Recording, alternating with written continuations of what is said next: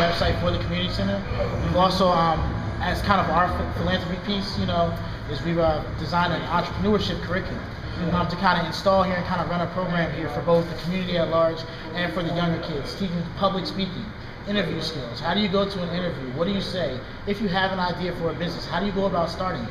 Those who are in the community a little bit older, who actually have business ideas, who are actually trying to do stuff, giving you options and how to go about executing those options beyond hustling and things of that nature in order to accumulate the type of income that you wanted to garner in a legal and an upstanding way.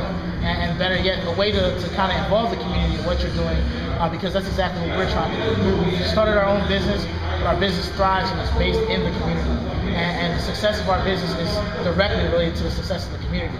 So the better we do, the better the community will do, and vice versa. So that's exactly what we're trying to do. Have any one of you ever been to Atlanta, Georgia? Certainly. Yes, sir. I tell them all the times of my experience there. I was completely amazed. I had car trouble in an area similar to Greenville. And I seen this brother out in the yard trimming hedges. And I went over there and I asked him, could I use his phone? I needed some assistance for my automobile that I call AAA. He said, sure, son. He took me through this big mansion. That's been $1 million mansion, and I was a little uncomfortable being in Georgia for the first time. Listening to other people about the racism and things of that nature. So I said, might not like me going, white folks might not like me being in this house like that. But I went on anyway. So we're in the kitchen after I called AAA, and they said that they would be there in 20 minutes. The brother asked me, would you like some lemonade or some iced tea? I said, but the brother said, he said, son, where are you from? I said, Wilmington, Delaware. He said, you think I'm the butler here, don't you? I said, well, yes. He said, no, son, I own this. I'm a surgeon at Grady Hospital. It's Grady downtown. He says, son, come here. Come with me. Stood up, took me through the house, took me to the big mahogany doors in the front. He swung the doors out, and we stepped out on a little patio out front, and he said, look about you. All black.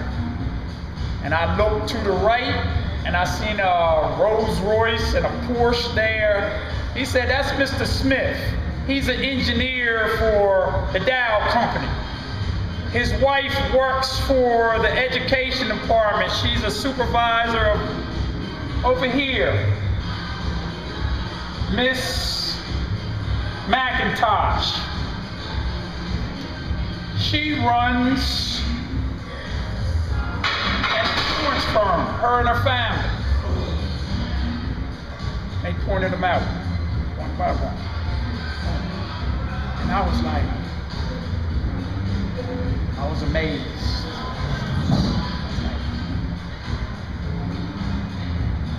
Come on inside. And he talked to me about all the things in Atlanta that black folks were doing. This is all new to me.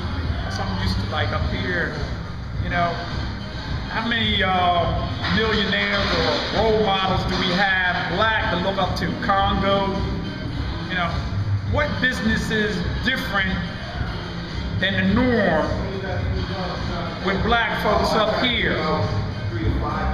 Funeral directors, people running janitorial companies, restaurants, barbershops, cosmetology, hair doing. Beyond that spectrum, he was teaching me that black men and women could dream any dream, and with the education that's been provided in the South, realize those dreams. No one was limited like I see around here. Some people here are scared to dream big dreams because they see no role models of that coming true. in a state that has a high degree of subtle racism, that even your black leadership really don't want to tackle. It's like it's there, but don't stir it up. I was talking to a friend of mine in here, and he said that his grandfather told him that the politicians that you want to vote for are the ones that stir up mess.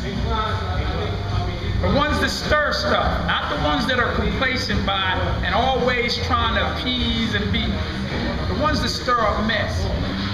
See, because those are the ones that have the courage to tackle the problems that exist, you know, and they understand the consequences, but they understand the consequences if they don't stir it.